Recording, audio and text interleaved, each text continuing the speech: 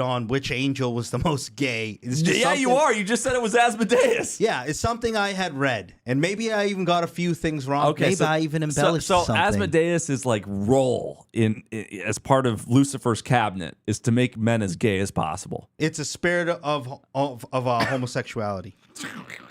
Thank you, Honey Badger, for the super chat. He carries a gun and body armor in his truck. It's legal. Thank you for telling the internet. Yeah, and he takes pictures on golf courses frequently. Yeah. Thank you, Honey Badger, again. Body armor. Fuck up the last chat. And thank you, Edgelord, your mom. He sent a goat trophy for 1,000 jewels. We really appreciate the goat trophies. You're the goat.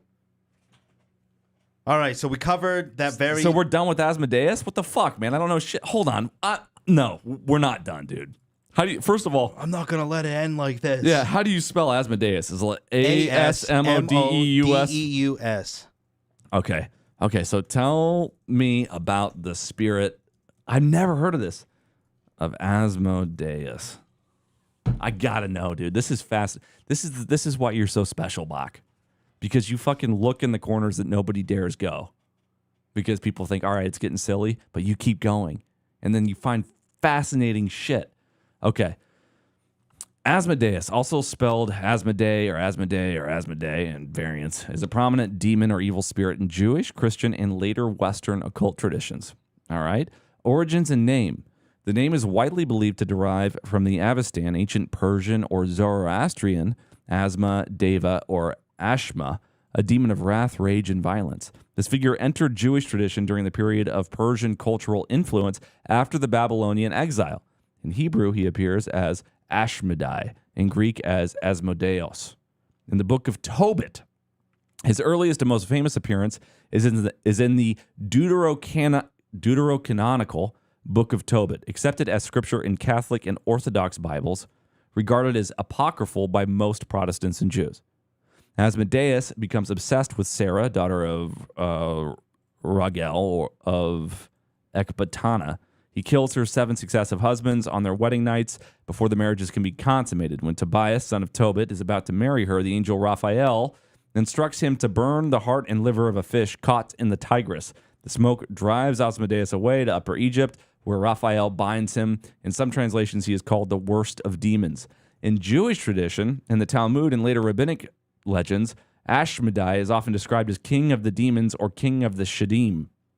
Key stories involving King Solomon. Solomon captures him with the help of Benaiah ben Jehoiada that forces him to assist in building the temple in Jerusalem. In one famous legend, Asmodeus tricks Solomon and tames his magic ring and temporarily takes his place on the throne. In these tales, he's powerful and dangerous. Later demonology in the occult, medieval and Renaissance Christian demonology elevated him further, classified by Peter Binsfield as one of the 7 princes of hell and the demon associated with the deadly sin of lust, which is where the homosexuality comes in. He's also linked to jealousy, discord between spouses, wrath, and impurity. In the Testament of Solomon, he describes his work as plotting against newlyweds so they cannot consummate their marriages, causing madness, desire for others, and estrangement. In the Ars Gotia, part of the 17th century Lesser Key of Solomon, he appears as Asmodee, the 32nd spirit. He's a powerful king who appears with 3 heads, bull, man, and ram, a serpent's tail, flames issuing from his mouth, and goose-like feet. He rides an infernal dragon and carries a lance with a banner. He commands 72 legions of spirits. He's said to teach the arts and sciences, answer questions truly, reveal hidden treasures, and make the summoner invincible. Classic visual depiction comes from the Colin de Plancy's Dictionnaire Infernal, 19th century, showing the 3-headed form riding a dragon. Parentage and other lore. Traditions vary. Some say he's the son of a woman, Nam, or the Agrat Bat Malat, and a fallen angel, sometimes named Shamden. Other strands associate him with Lilith. In some Kabbalistic material, he has connections to King David.